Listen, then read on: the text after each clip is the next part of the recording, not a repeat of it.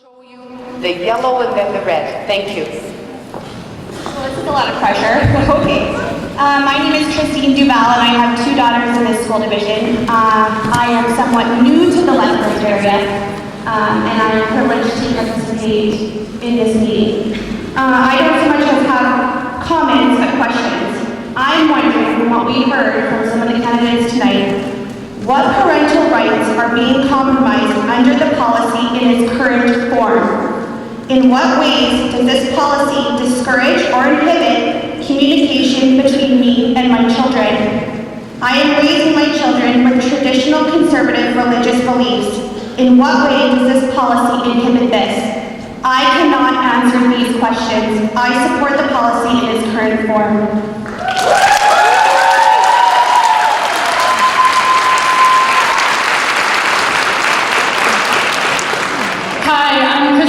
And I'm a transgender student currently in my grade 12 year at Procedural High School.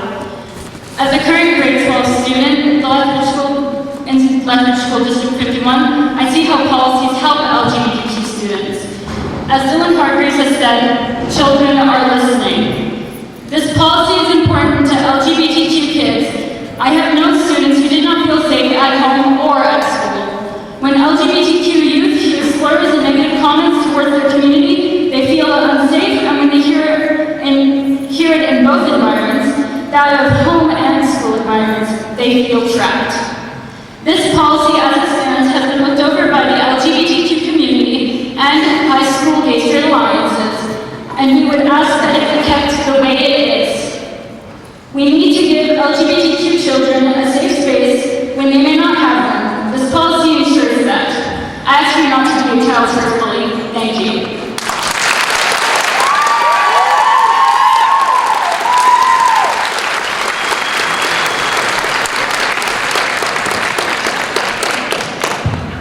My name is Jocelyn Plumridge. I'm the longest serving president of the University of Lethbridge's Pride Center.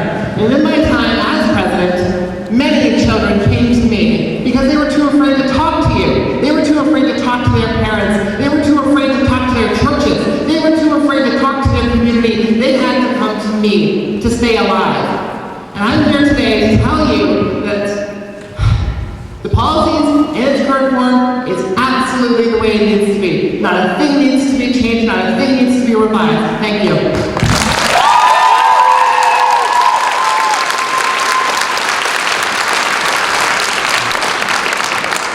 My name is Wayne Burton. I'm a father of 5 who have gone through the public school system. I applaud the committee and the school district for their hard work. I know that it's easy to complain and then not do the work, and I appreciate that. I do applaud many parts of the policy because it sounds very clear that there are changes needed, and I think that's good. I do oppose leaving it as is because of specific concerns. And from this meeting, it's very clear that there's a lot of misinformation. The good doctor that spoke earlier, I'm a doctor as well, she made it sound very much like you either love all of it or you hate all of them, and that's just not correct. We care for all children and hope to help all children. Just one quick example, I have a son who has a peanut allergy. Now, if we can use this as an analogy, he's in a minority, there are dangers that he deals with, and they do get looked on as though those are the peanut allergy kids. Now, if he goes to school, I would expect certain accommodations to be taken. Perhaps they don't serve peanut products in cafeterias. Perhaps they teach the other kids about allergies and safety and things like that. But if there were also things suggested, such as vehicle checkpoints a block away from the school for every parent bringing their kids to school, I'd say, you know what, that might also enhance the safety of my child, but it's gone a little bit too far. And I think the misunderstanding here tonight is that we can support this type of movement and support all children, including minority gender children, but we can also have an opinion that a few items have gone too far in that policy. That's what we're arguing tonight. It's not that we hate the policy, we actually appreciate the policy. Thank you.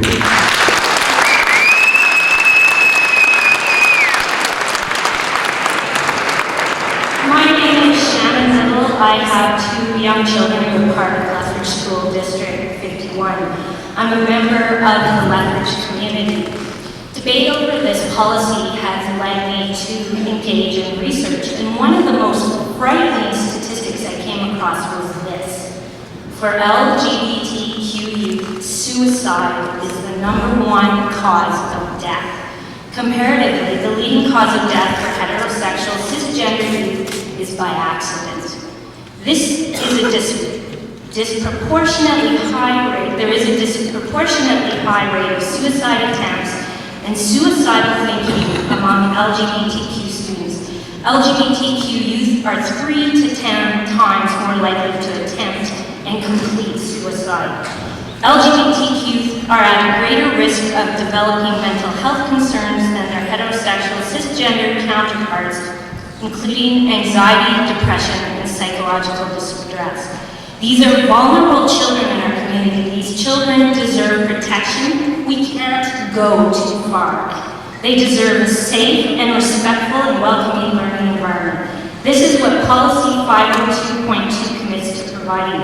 This policy is necessary and good, and I cannot imagine why any parent, any community member would seek to delay its implementation.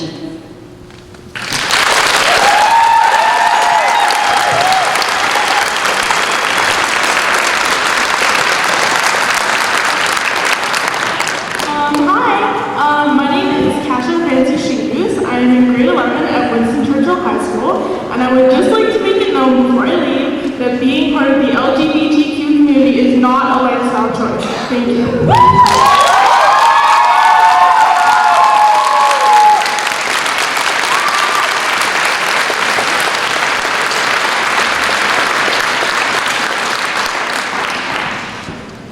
My name is Jeffrey Kapp. I'm a husband and father of 3 children, one in Winston Churchill, 2 here at Wilson. I want to thank Dylan Hargreaves for a very heartfelt statement. It moved me. I do not know the history of her parents, her family. I do not know if they claim to be Christians. But if they are, they missed a very important teaching and commandment of our Lord. Love your neighbor as yourself. That applies to everyone, from everyone. People who believe they are sexually different need our compassion and our concern and our love and never our mistreatment. Thank you.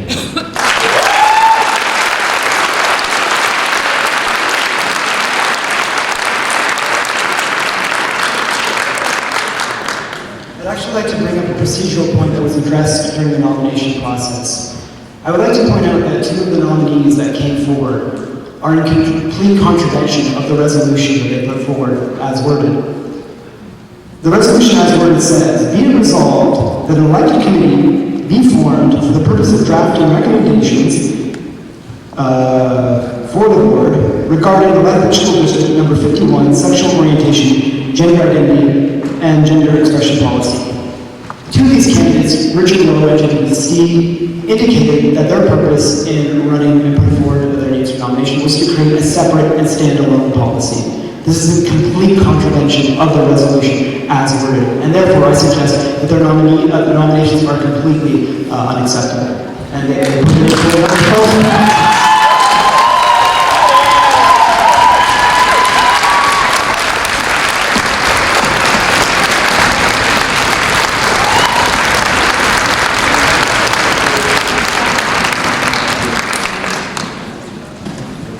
The nominees were put forth, they accepted, and they stand.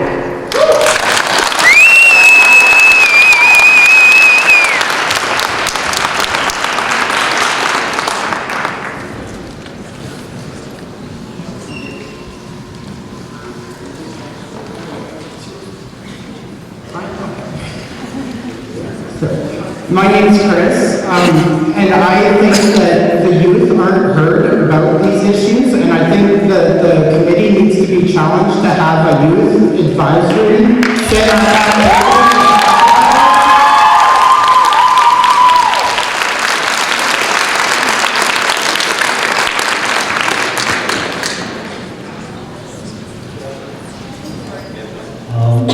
My name's I'm a signatory of this petition, and a parent of children in this school district. Through this process, I feel that your opinion of us is that we are misinformed, that we are narrow-minded, and somehow we are not educated on the issue. It's easy to paint another as intolerant so that you can dismiss their views.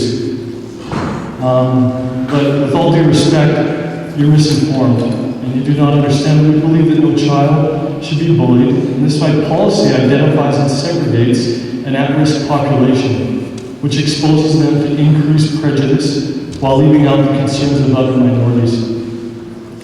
To the school council, you're not listening. That's why we're here. By providing a forum for us to speak does not mean that you've heard what we are saying. There's been a disconnect between what parents want for their children and what you want. Parents run this school district, not you. We voted you in to represent our views. So stand up and be counted. Take responsibility for your actions. But know that you represent our views, not a special interest group or your own personal agenda.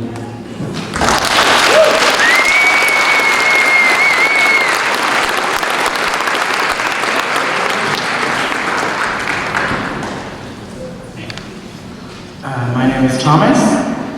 I am a recent graduate from the Lethbridge School District 51, and I have two twin nieces who will be entering the School District 51 pretty soon.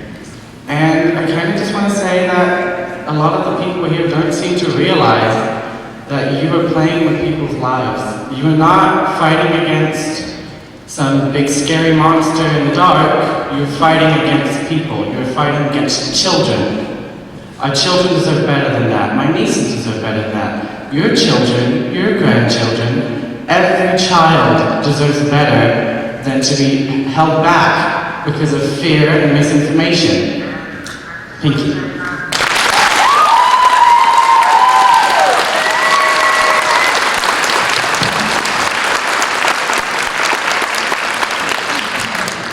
My name is Mary. I'm a mother and a grandmother and a child care provider of 6 kids in this school district. And they're all related. I came here tonight fully supporting the policy and the people that I know that live in the community. I also came with an open mind, ready to learn what the opposition was. And I just want to speak a little bit about process. If you want me to open my mind, to listen to what you're saying, and to take you seriously, don't hand me a list of the people I should vote for when I walk through the door. I think it was totally inappropriate and undermining the whole process, and I'm really, really disappointed in you all. Thank you.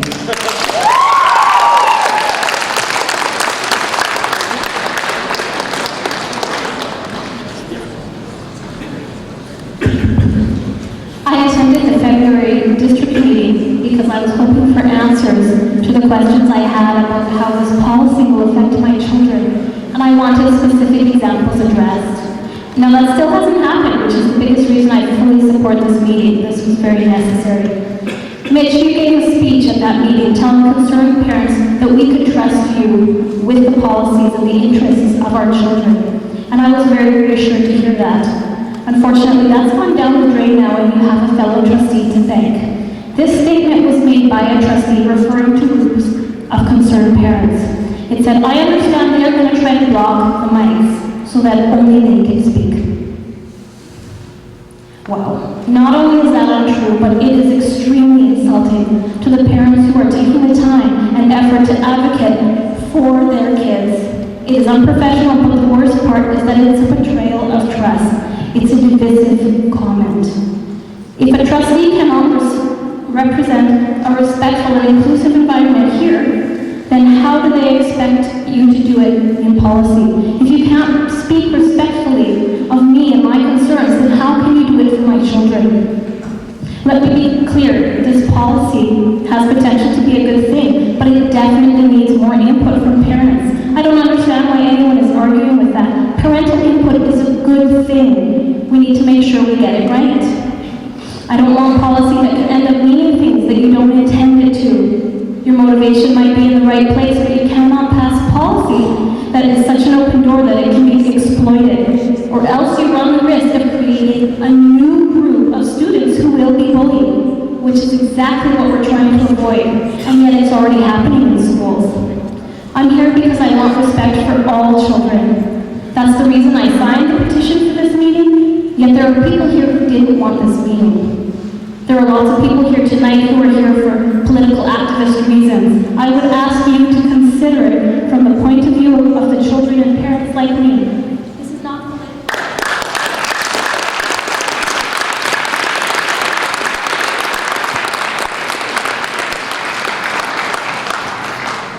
Okay, hello. My legal name is Sydney, but I go by River. And this is because I believe that parents should not always be able to control every aspect of their child's lives, especially if they seem to believe that we owe them something, that us as a group owe them something. I am here wearing a color I hate the most out of anything because I stand for the people I love, because I stand for my little brother who was born a girl when I believe that he should be able to use the pronouns he wishes, that we should not be labeled by what we are born with on our body. Because if we can do it with people who have darker skin than us, then we can do it with people who just don't like their genitalia.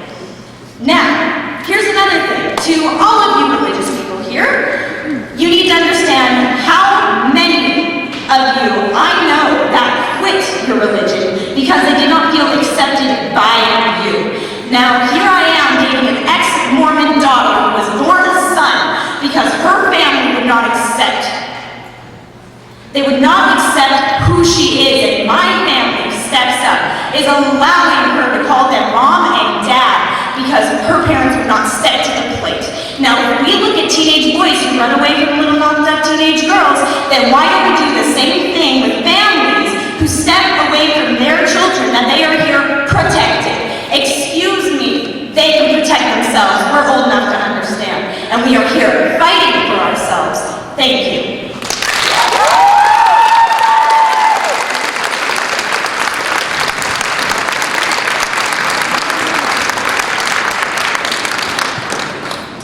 Hi, my name is Jason, and I am in support of the policy as currently written. I would just like to make a couple of brief points. First, to my mind, this policy has absolutely nothing to do with parents' rights or the erosion of parents' rights. This has to do with the rights of those most vulnerable. Second, suggesting that this policy in any way represents a special treatment for a group is simply misleading and manipulative. This is specific protection for those we know will be supported by such a policy. And third, drawing even an illustrative parallel between diverse gender, sexual presentation, and sexuality, and a peanut allergy is quite frankly offensive, given what we're talking about.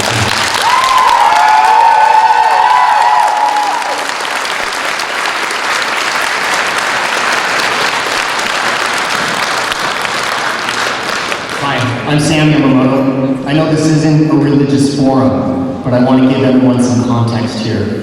I'm a member of the Church of Jesus Christ of Latter-day Saints, also known as Mormons. In November, my church made a policy that called all married gay people apostates and bans their children from any ordinances in our church. A leader in the highest echelons in my church also said just recently, there are no homosexual people in the church. This same mentality trickles down to individuals in our church. This is the same church that Richard Lowe and many of the petitioners belong to. And Richard Lowe is also a high ecclesiastical leader in the area. This church wishes to erase sexual identity. They wish to erase those that have sexual identity and gender identity that does not fit their heteronormative ideals. I just wanted to Okay, I'm going to stop and I'm going to ask the audience that individuals not be identified in any further comments. Also, we refrain from any targeted individual comments. Thank you. I just want to declare to everyone that I'm a Mormon and I love all people. and I recognize all people, including those in the LGBT community, and I am your ally.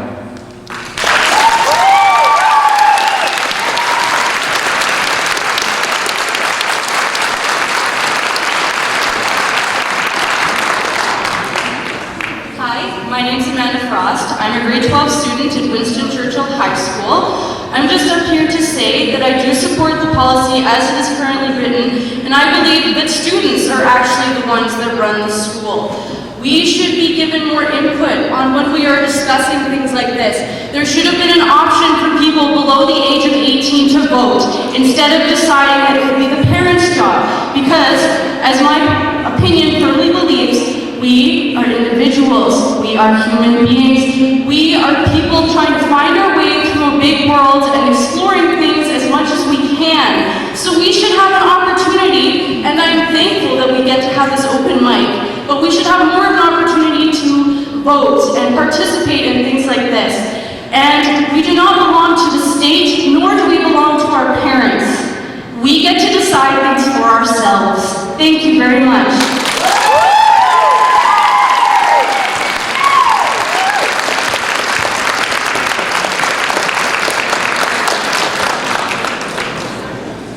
My name is Cheryl Hansen. I am an emotional mother of 3 children.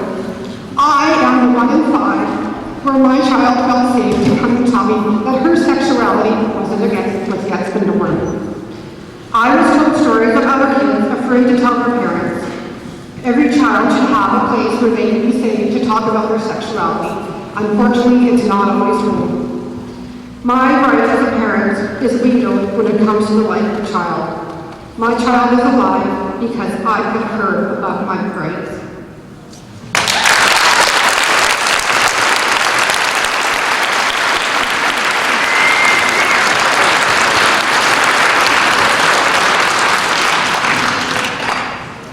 My name is Strader Patrick. I'm a parent of 3 children in the school district.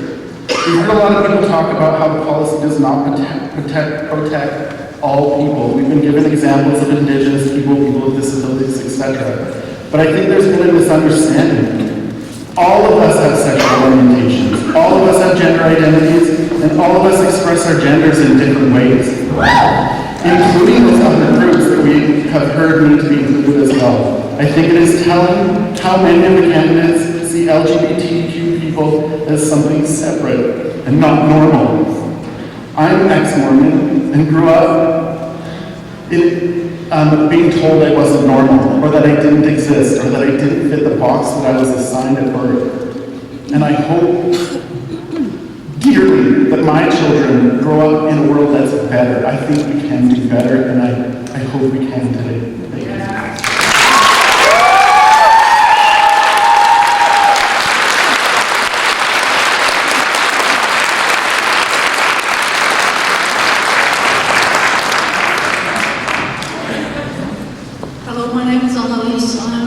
Board chair with Outreach Southern Alberta. Outreach Southern Alberta is an organization that responds to the LGBTQ community and the needs. We supply resources, education, and opportunity to foster self-determination. We want to thank District 51 for all the hard work on bringing forward this policy and bringing and including our community when you wrote that policy as it is currently. And we fully support that policy as it is currently. I also want to thank the youth for coming to the mic, for raising your voices. This policy is about you and the people that come up through the school system. And it is really about your voices, and I want to thank all the beautiful voices and the stories that you've told.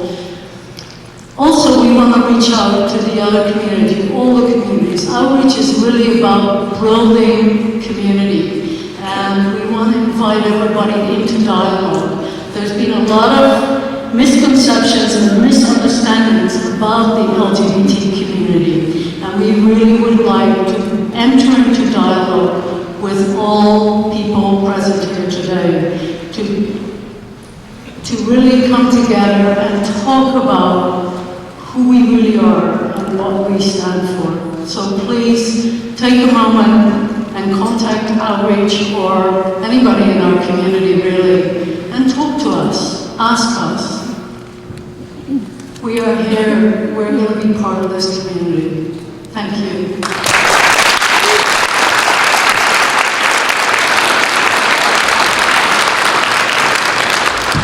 My name is Robert Crown, and I just want to say thank you to everyone for coming here tonight, for the Board of Trustees, for the school district. It's important for our community to hear voices. I also thank those for saying to respect others' voice as they're being spoken, because we still live in a country where we can speak what is dear to our heart. I disagree with the statements that we're talking about tonight, not because I don't love my community, I don't love my city. Clarification is needed, and wisdom is needed. And to say that to disagree with something is not saying that we marginalize a group of people, or we don't like a group of people, or we don't love a group of people. We want to do this for the benefit of the community, for the city of Lethbridge, and for each family, each individual. So whoever is nominated, I just charge you to act in wisdom. Look to history and look at how things have been decided in the past, and don't look at it as a political agenda, but look at it as a chance to help the safety of all kids in our schools and communities.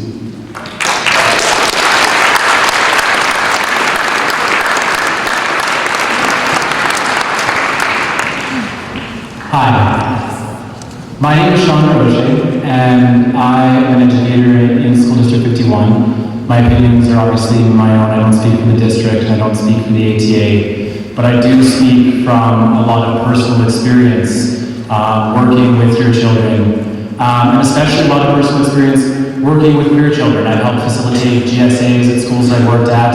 I also helped facilitate a GSA through the Boys and Girls Club here in Lethbridge.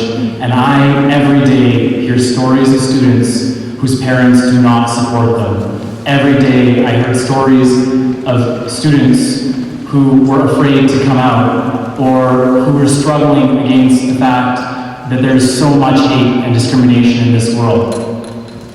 I spent 28 years in the closet because of the fear and the shame and the hate that I see brought here today by a lot of people. And I understand the position that these children are in, and it is unequivocal that we need a policy that is going to support them, because there's just no other option. Thank you.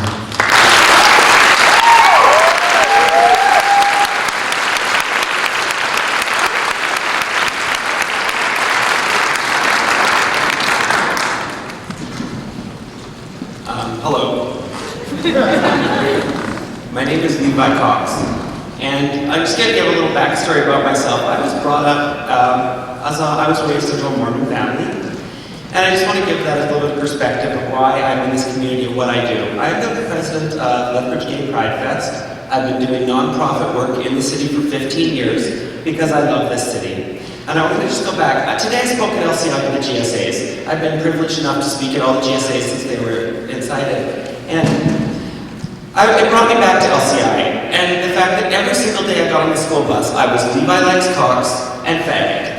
This was the word I was told every single day. I did not tell my parents about the bullying I was receiving because I did not want to talk to them about my feelings of my sexuality and the fact that other people saw it in me. And it was a scary time for me. When other families stopped inviting me to the kids' birthday parties, no more Levi have sleepovers, I saw the judgment from parents and adults before I was even out. I was 12 years old, pulled into my best friend's dad's office and said, "You're no longer welcome here." He saw I was gay. Parents could see I was gay, but I was not ready to talk to my parents about it. Thank goodness I had an auntie who was safe to talk to, who still identifies as Mormon. She didn't run and tell my parents. This was a discussion I wasn't ready. The day I was held by my neck and the word pussy was carved in my forehead by two of my classmates, I went home with the word pussy in my forehead and sat at that dinner and had to have that conversation with my parents that I was gay. That wasn't fair, and We need a safe place to talk, and counselors are needed.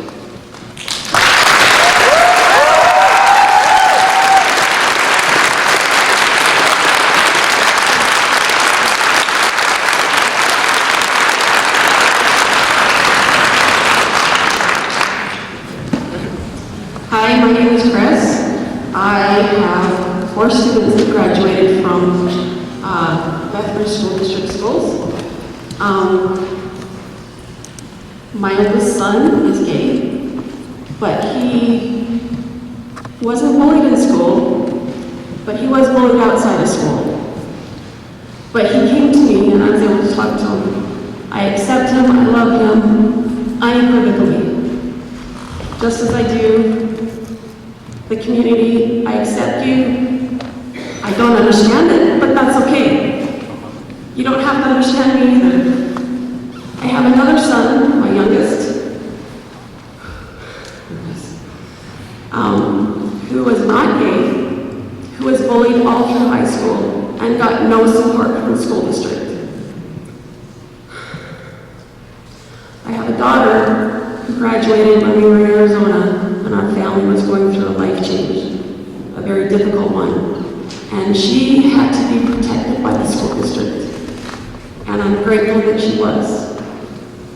She went to her counselor, she told her secret. The counselor called the police department, which was the right choice. The police department contacted me after the fact. And I'm grateful that they did, because it was the right thing to do. I support that parents do need to be told, but there are things that they don't need to be told until it's too late, until after. I support the communities and the people that have things that need to be supported. The gay community, the non-gay community, the kids that are being bullied. My son told me about it. I tried to support him, but the school district did not. He graduated, but he still has things. Okay, I'm done.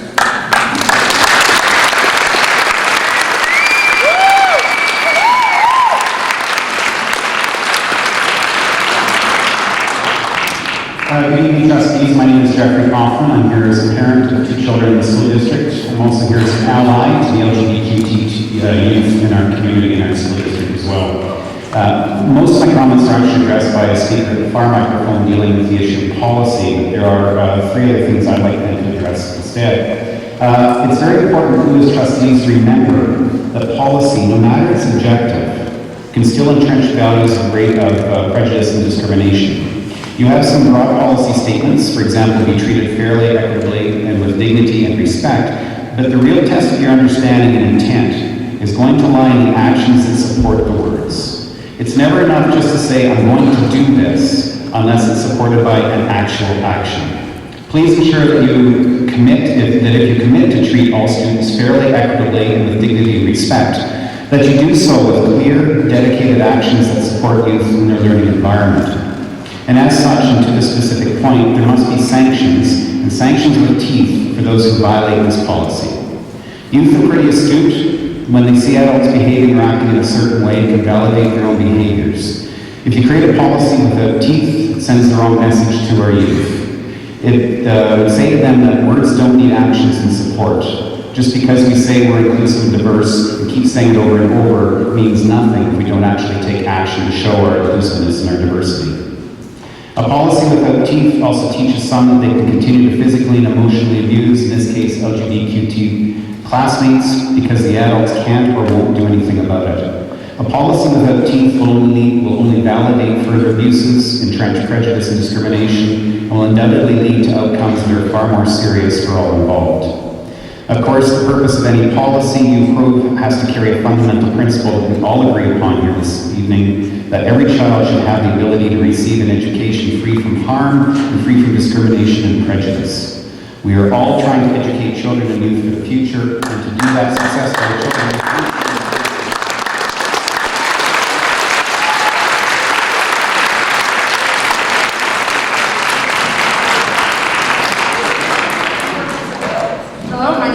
children and I am a previous GSA leader at Lethbridge Collegiate Institute. start this by thanking my father for being an incredible ally and supporter of the LGBT community. Although that's much beyond something he understands, he knows that student safety comes first. If you notice, my shirt says Pride in Education, and that means I support Lethbridge Public School District number 51 for this policy, and I support the decisions that they make, and I just support their stance in protecting students in this district. I would like to pass a message on to you, a message that I have not heard tonight, even though there's so much talk about protecting our students. You are loved, you are deserving of love, you are deserving of protection, you are deserving of empathy, you are deserving of a safe school environment. Do not let anyone tell you differently. You are loved. Thank you.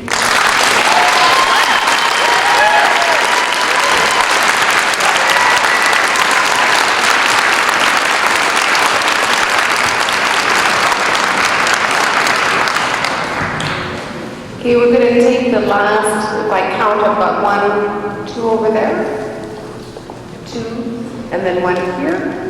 So I'm going to take those last 4, and then if I don't have any more, I don't see any more. I'll take the last 4, and then we're going to close the mics down for the evening. I was told we'll be about another 15 minutes or so for the vote to be done. They're clearly doing a very careful job. And so, but we will close the mics after these 4, 5 speakers. Okay, my name is Dorothy, and I would like to agree with the individual over there that said policy does need teeth. I spend quite a bit of my time reading and enforcing regulations and acts and policies and whichever you want to call it.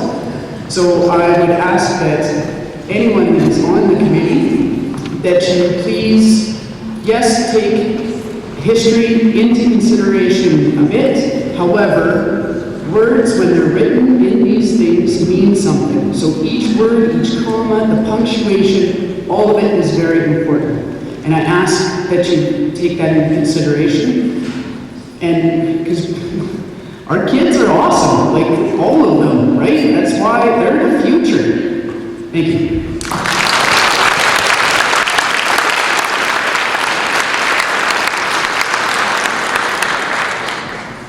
Hi, my name is Shay Hetherington, and I'm a second-year drama education major at the University of Lethbridge. And I wish that there was a policy like this when I was in high school 2 years ago. It would have completely changed my high school experience. I feel like a lot, or at least some of the opposition and the confusion with this policy really has to do with not knowing enough about the subject. And so I'm just going to give a couple of definitions. I just want to explain the difference between sex, gender, and sexuality. 3 completely different things. Sex is your genitals, what you were born with. This is not just limited to male or female, being that there are some sex individuals. Then there's gender. Gender is up here, what you identify with, whether you identify as male or female, neither, both, etc., etc. There's many, many different definitions of what people identify with. And then there's sexuality, right here. And that's who you're attracted to. That's heterosexual, homosexual, asexual, bisexual. Again, the list goes on. Another argument about this that I hear a lot is, I am an elementary school teacher. I don't feel like we need to address the LGBTQ issues in elementary schools because they are at such a young age.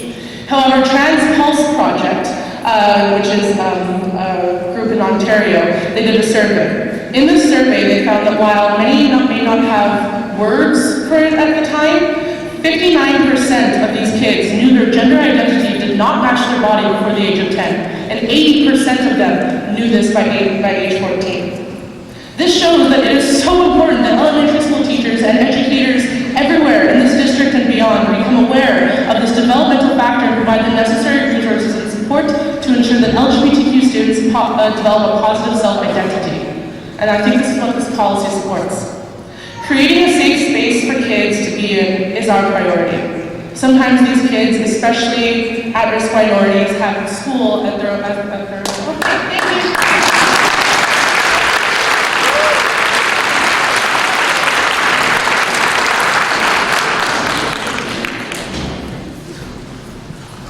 David Johansson, and I have 4 children in the Lethbridge school system.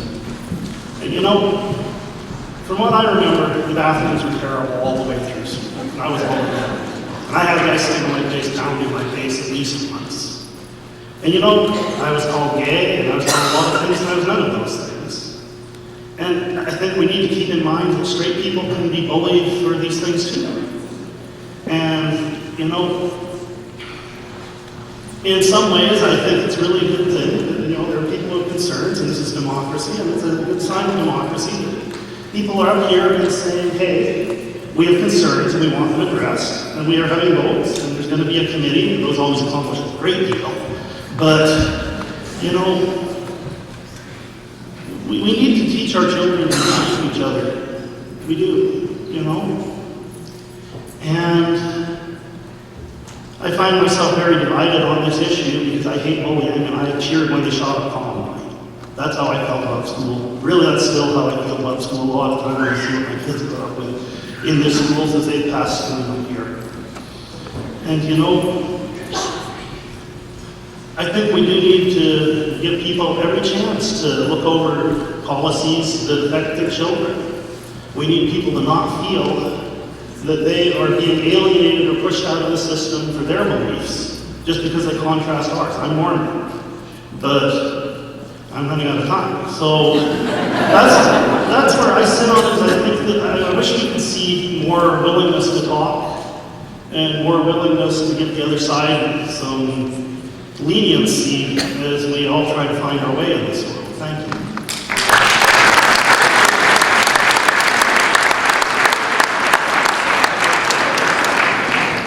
Hi, my name is Sherry, and I have a kid in the Lethbridge school system. And you know, all the way through my high school, I was continuously bullied. Continuously. But not because of my identity, but because I had a learning disability. I tried to commit suicide at least 3 times in school. So I'm against bullying, but I'm against bullying of any kind. And I don't think you should section out any one group and say that somehow they are more bullied, because bullying doesn't come from ideas, it comes from hard hearts. Hard hearts is what we have to address. Hard hearts is what we have to change. And I don't know that you can legislate that. I'm sorry, I wish you could. I wish to God there was a way that I can go back and change what happened to me, but there isn't. What we need to change is we need to be able to hear everybody's opinion. Everybody's opinion matters. And if my kid doesn't agree with what you agree with, is he going to be bullied? Because that's what's happening, I saw happen here today. Anybody that had a different opinion of yours, you bullied. Do you know that you're becoming bullies? Are you going to bully my kid for believing differently than what you believe? Really? Is that what you're going to do? I have one more thing to say. Wait, I have one more thing to say. I am a Christian. The God I serve is love. He is love, and he can do nothing but love. And if you have heard somehow that I hate you, I am so sorry for that, because I do not hate you. It is against my Lord.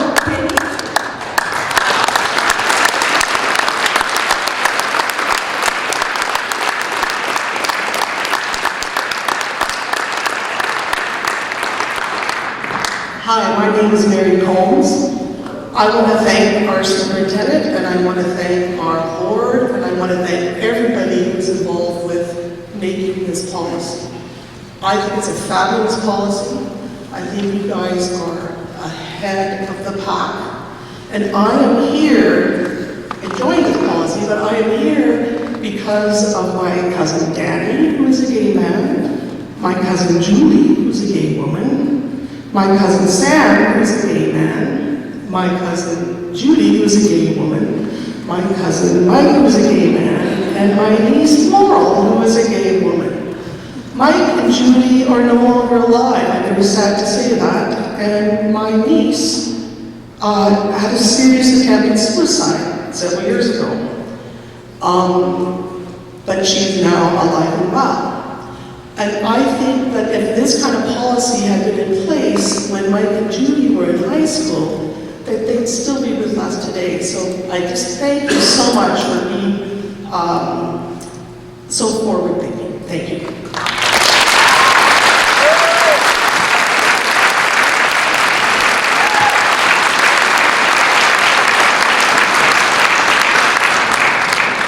Okay, that brings a close to the open mic. The most recent update from the tally room is another 10 to 15 minutes. What are they counting with?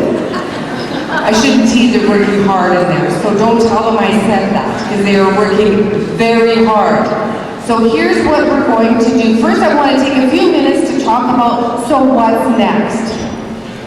So, once the committee members have been announced, those committee members will get together over the course of the next 3 weeks, and they will formulate some recommendations that will come to the board. They will present those recommendations to the board by the 19th of April, is the timeline that we've established, in hopes of then those recommendations will be given consideration before the second reading of the policy goes to the board at the board meeting on April 23rd.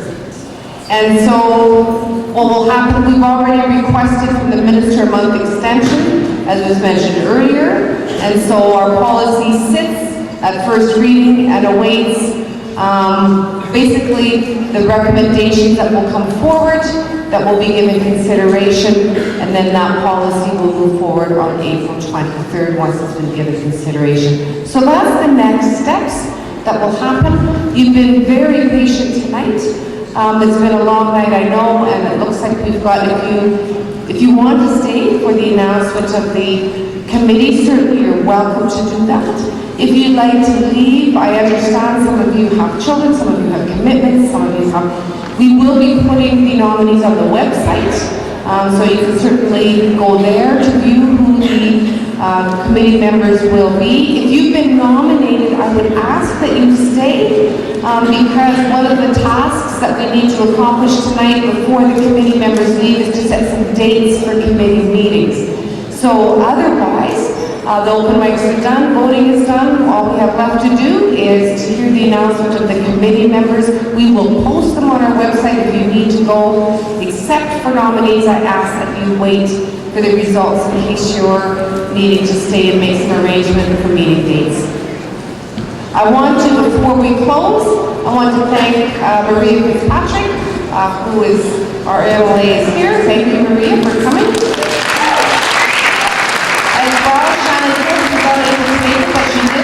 Shannon does have a representative here, so thank you on behalf for Shannon Phillips.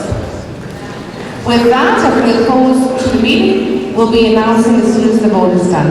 Thank you.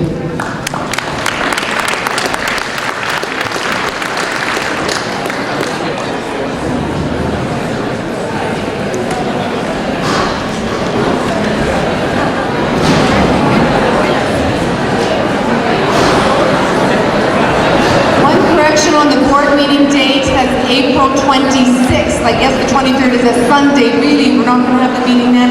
It's the 26th of April, and that'll be up on our website as well. Thank you.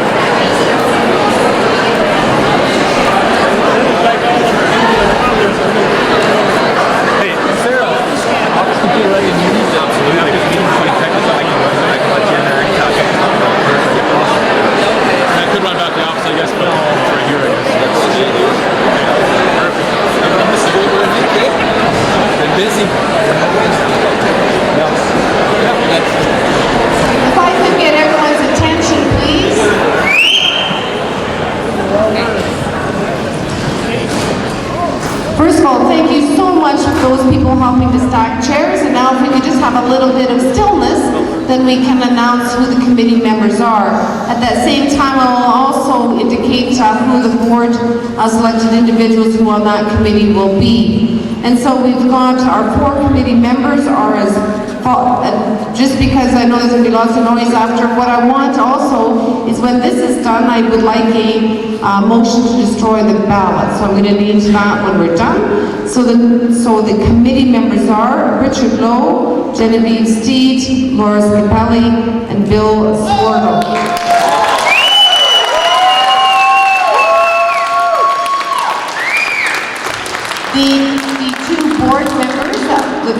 One board member that will be joining the committee is Jan Foster, and another appointed member of that committee will be Associate Superintendent Wendy Fox.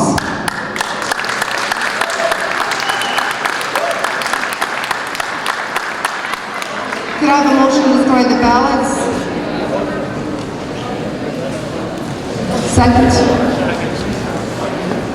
All in favor? Any opposed? Thank you. Be safe. Thank you for your attendance and participation today.